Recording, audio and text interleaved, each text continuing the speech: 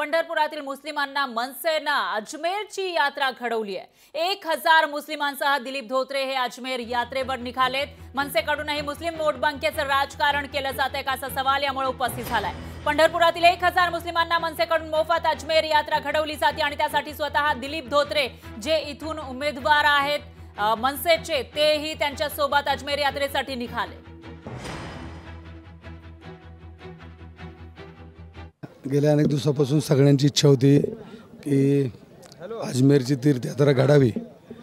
आज सगळे या ठिकाणी चाललेले आहेत, त्यामध्ये नुसती मुस्लिमच नाहीत तर हिंदू देखील आहेत। या ठिकाणी मुस्लिम बांधव असतील, हिंदू बांधव असतील, हे सगळेच लोक आज या ठिकाणी अजमेर शरीफला त्या ठिकाणी दर्शनासाठी आम्ही सगळेजण घेऊन जात आहोत। दिलीप बापू धोत्रे हे सर्वांना बरोबरीला घेऊन चालणारा हा नेता आहे। जातीभेद कुठल्याही प्रकारचा दिलीप बापू धोत्रे बरोबर नाही। हिंदू मुस्लिम या सर्वांना बरोबर घेऊन जाणारा तळागाळातला चळवळीतला नेता आहे। आजपर्यंत दिलीप बापू धोत्रे यांनी बरेच सामाजिक उपक्रम राबवले।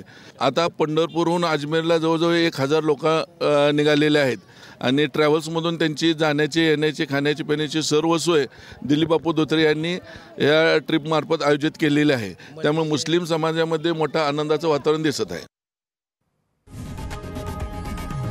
लोकशाही मराठी ऐका, पहा, जागरूक रहा।